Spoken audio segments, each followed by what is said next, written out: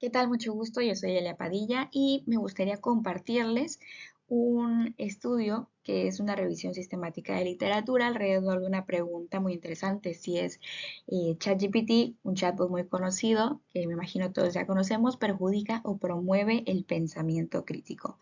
Si bien esta pregunta está planteada de forma dicotómica, es con toda la intención, aunque el resultado, la respuesta no puede ser tan blanco y negro, pero nosotros sabemos que en este tema que es polarizante, que radicaliza las posturas, generalmente con un conocimiento preliminar de lo que es del uso de ChatGPT, no nada más los docentes, pero el cuerpo académico entero tiene una postura, una posición que es o positiva o negativa generalmente, ¿no?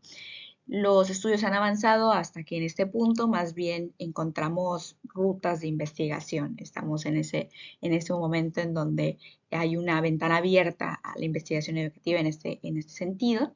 Sin embargo, sabemos que de entrada podemos comenzar una discusión teniendo una postura o positiva o negativa. Entonces vamos digamos, a explorar esta pregunta en este sentido y ver qué es lo que hay dentro de pues, el cuerpo académico de toda esta literatura sobre este tema, ¿no?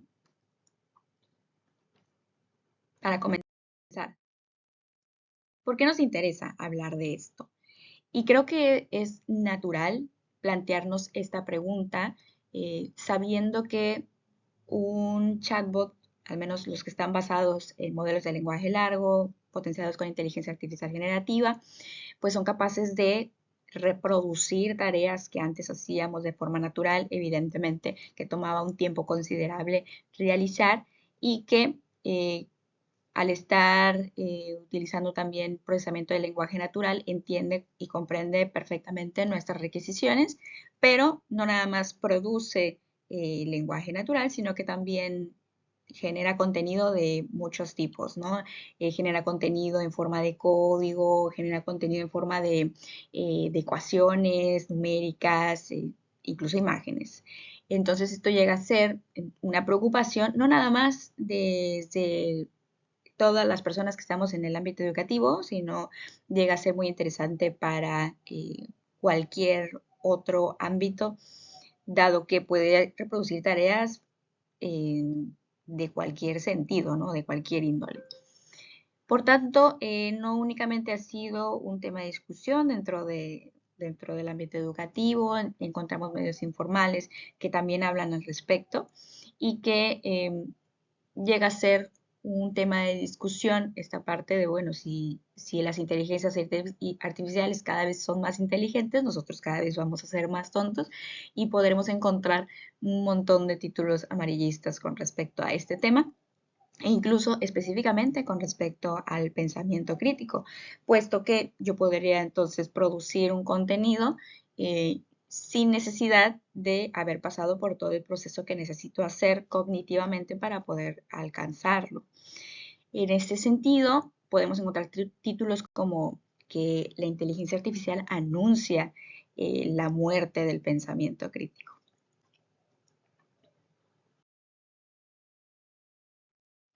Sabemos que dentro de los chatbots podemos encontrar chatbots que ya existieron desde hace mucho tiempo, basados en reglas, en donde pues ya están programados para responder de cierta manera preestablecida, ¿no? Se le dicta cómo es que tienen que responder ante ciertas requisiciones.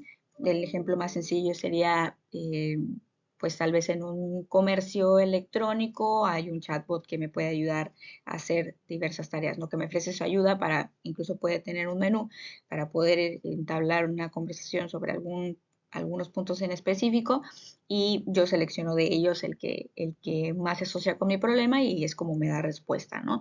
Estos chatbots son basados en reglas, sin embargo, los chatbots como ChatGPT que nuevamente están entrenados, que es distinto a estar basados en regla, están orientados a las tareas. Y el más famoso, el que tiene más tráfico mensual, el que tiene mayor cantidad de usuarios al momento es ChatGPT, por eso hicimos esta investigación basándonos en esta herramienta. Si nosotros hacemos una búsqueda rápida en Scopus, más o menos podríamos encontrar documentos, 7.000 documentos que estén relacionando ChatGPT y educación. Por ahí el 2024 obviamente sería el año en el que más ha existido documentación, por ahí de 3.500 documentos, y habría que ver al final de este año cuántos documentos podremos encontrar relacionando estos dos conceptos. ¿Por qué es importante hablar de pensamiento crítico? Sabemos que hay un interés en los medios informales, en la discusión, digamos, informal. Es muy interesante cómo construye productos una inteligencia artificial, eh, y esto qué pudiera implicar a nivel cognitivo en el usuario. Esto es de manera general muy interesante, pero también es importante porque dentro del ámbito educativo, pensamiento crítico es un objetivo que podemos ver en programas de asignatura como una meta, en planes de estudio, e incluso las organizaciones certificadoras también entablan como un objetivo del perfil de egreso, sin importar de qué disciplina, de qué carrera estemos hablando, ¿verdad? Se posiciona como una competencia compleja el pensamiento crítico de los estudiantes, y por esto mismo es una habilidad del siglo XXI, es decir, que es una competencia indispensable para poder navegar en la modernidad.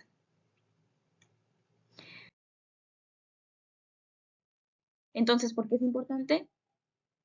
Para insertarnos en el mercado laboral, para poder asegurar excelencia académica, y también hay un componente del cual no hemos hablado, pero también es muy importante, que saber que el pensamiento crítico al final de cuentas está asociado con criterios, está asociado con criticidad, está asociado con crítica. Por lo tanto, es una habilidad que también nos hace observar, digamos, la realidad y poder criticarla de cierta forma para poder transformarla. Al final de cuentas, este sería el objetivo final de algunas visiones más filosóficas que se tienen sobre el pensamiento crítico, y sobre todo para hacer juicios, ¿no? de esto que está alrededor de nosotros. Y que tiene un sentido también más colectivo, no tan individual como otras concepciones del pensamiento crítico.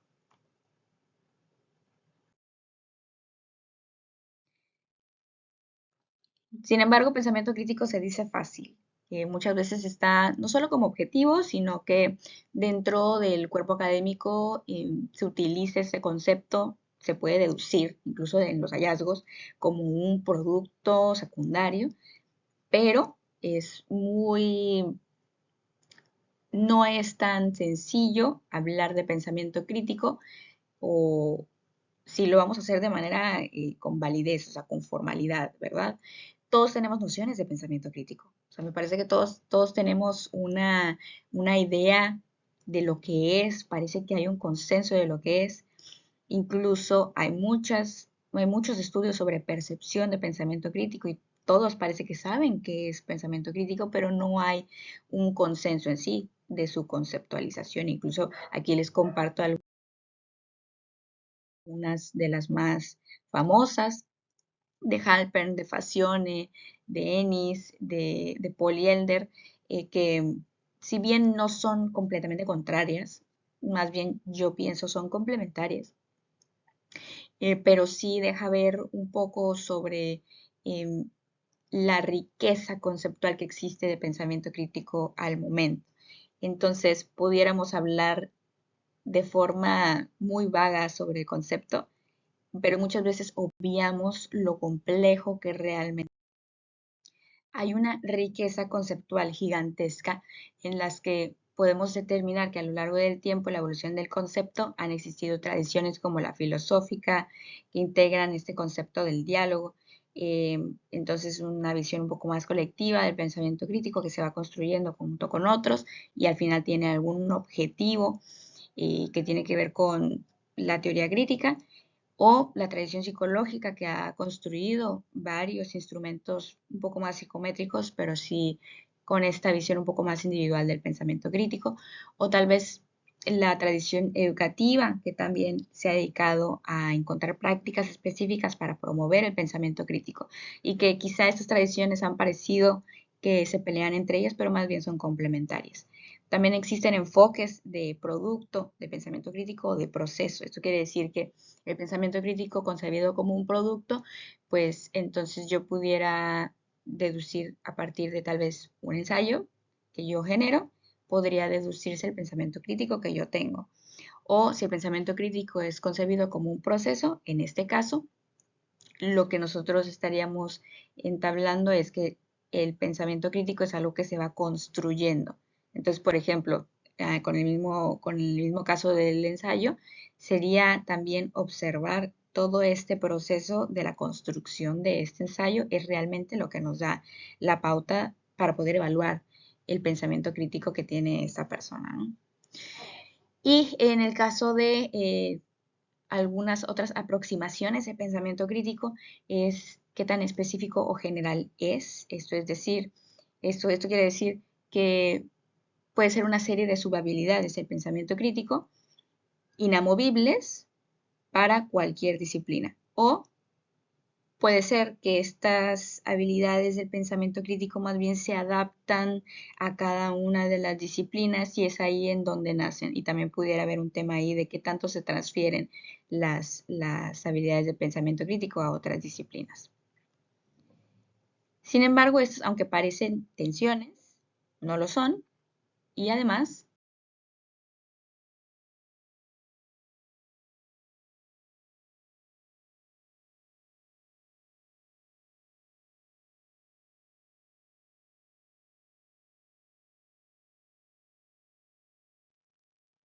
lo que nosotros planteamos es que podemos más bien sintetizar todas estas nociones, perspectivas, enfoques, porque no son contradictorias, son más bien complementarias y habla de una riqueza conceptual gigantesca, pero que también habla de un obstáculo metodológico importante porque es difícil evaluar pensamiento crítico y sobre todo es aún más difícil e incluso pone en duda cuestiones de validez de los hallazgos no decir de forma específica, explícita, formal, de qué perspectiva, desde qué perspectiva se está visualizando el pensamiento crítico y que dé paso a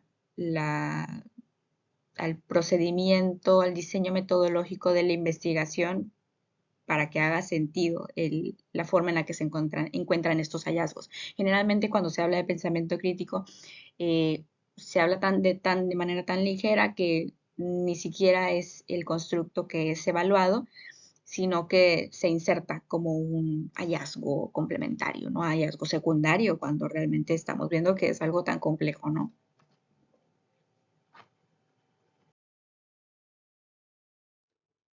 Este es un resumen de la metodología que seguimos para la revisión sistemática de literatura, basándonos en las guías de Prisma. Las palabras clave fueron ChatGPT, educación, pensamiento crítico, únicamente artículos en inglés, desde julio del 2022 hasta junio del 2025.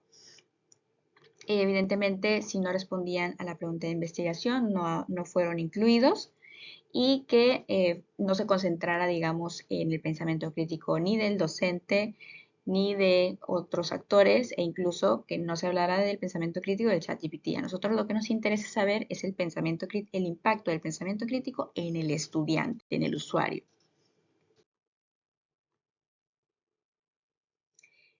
Podemos ver que a lo largo de los años, que no han sido muchos, ha cambiado el tipo de documentación que hemos encontrado.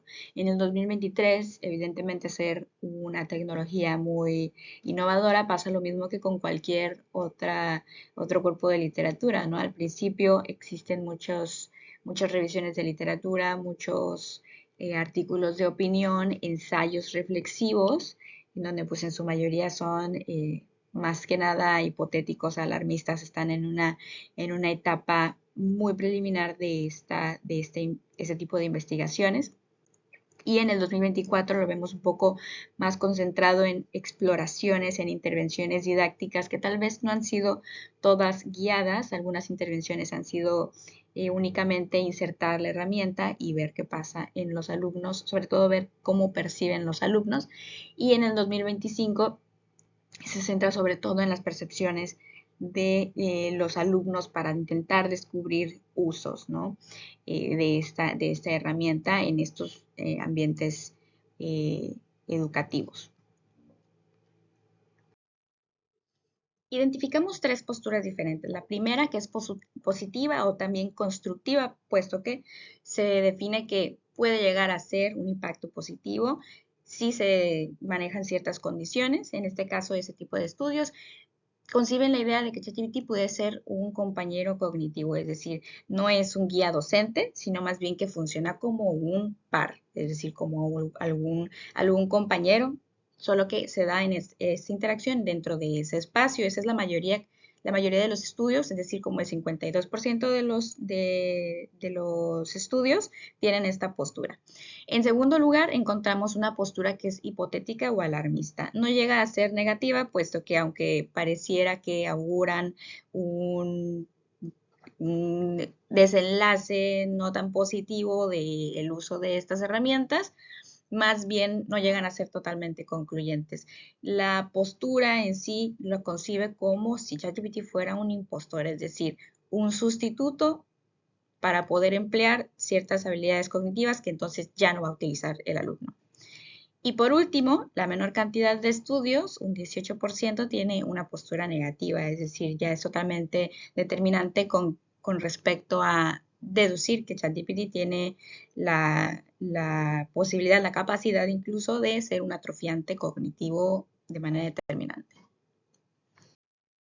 También tenemos los siguientes resultados que son muy interesantes, y esto es que entre menos datos hay, suele haber más alarmismo. Y creo que esto se repite también, si nosotros lo podemos observar en nuestra comunidad docente, ¿no? Entre menos haya uso de la herramienta, más hay concepciones, sobre todo negativas acerca de la misma, ¿no?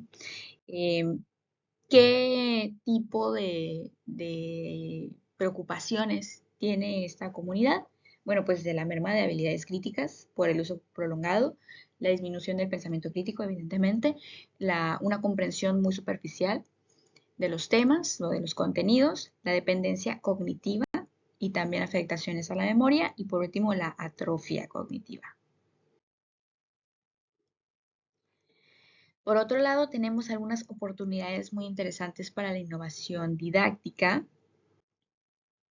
Por ejemplo, encontramos algunas actividades como estas, como Spot the Bot, que significa identificar qué producto fue generado con inteligencia artificial.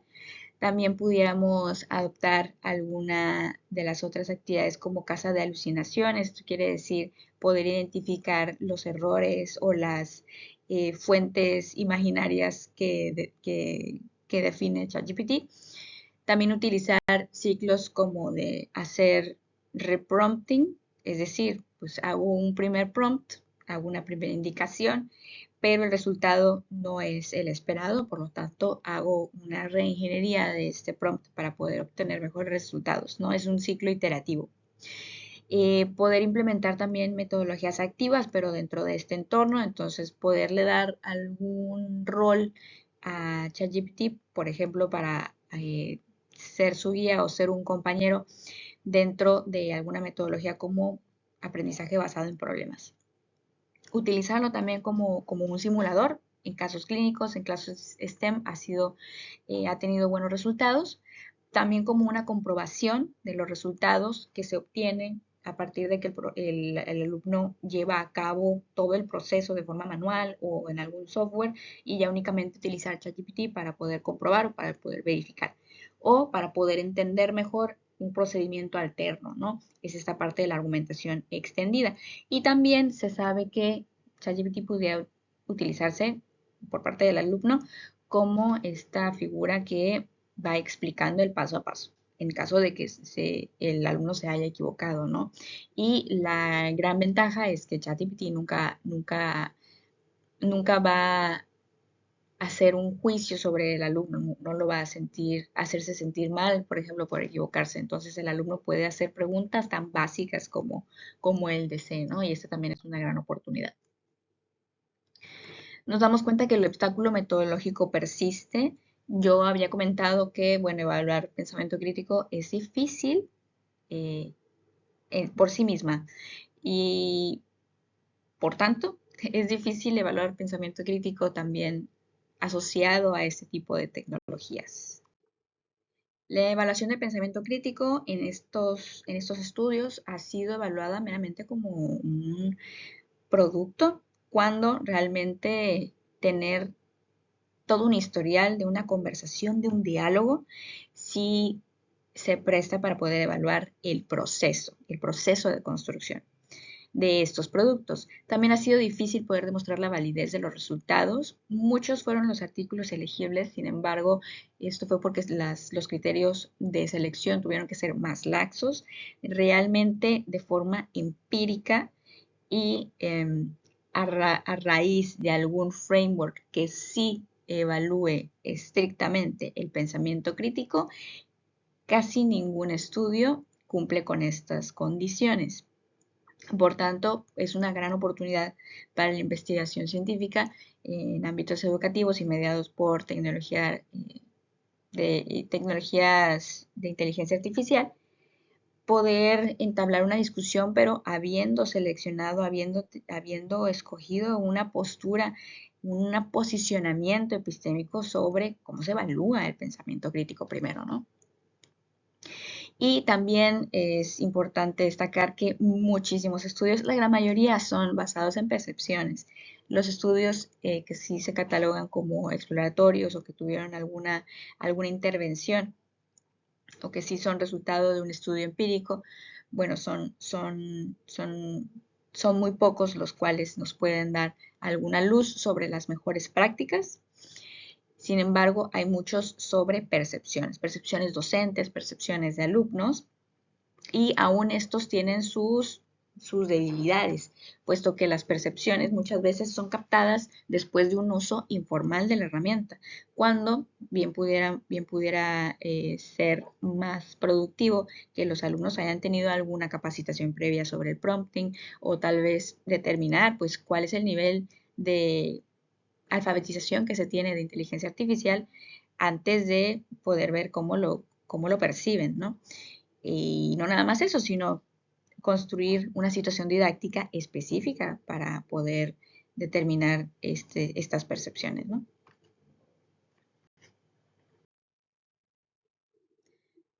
Futuras direcciones de investigación,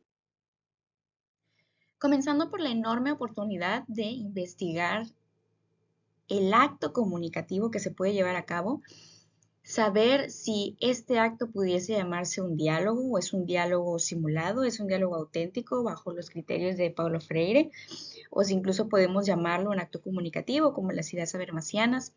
Y esto tiene que ver con cómo está también cambiando la disciplina de la interacción humano-computadora y ahora incluso la existencia de una disciplina que se llame comunicación humano-computadora. También el pensamiento crítico, investigarlo como un proceso emergente, no como un atributo físico, estático, que no se mueve, sino más bien utilizar estos turnos que se establecen dentro del espacio de ChatGPT para poder evaluar el pensamiento crítico en desarrollo. El sesgo disciplinario y la exclusión epistémica, de determinar qué condiciones o bajo qué condiciones podría darse un mayor pensamiento crítico, pero determinarlo incluso como por disciplinas. La co-construcción del conocimiento y qué papel tiene ChatGPT dentro de esta construcción. El diseño pedagógico, diseñar intervenciones para poder determinar bajo qué condiciones se puede establecer un mayor pensamiento crítico o entorpecer incluso en ese sentido. La alfabetización de la inteligencia artificial, qué papel tiene, por ejemplo, que un estudiante tenga mayores habilidades de prompting o que tenga mayor conocimiento de cómo funciona la inteligencia artificial en general, con respecto a su perspectiva, pero también con sus habilidades, específicamente con el pensamiento crítico. Y por último, si estos términos de integridad académica que han sido, digamos, puestos a la par con el pensamiento crítico, es decir, que han sido utilizados como sinónimos, realmente lo son, y también este concepto de originalidad.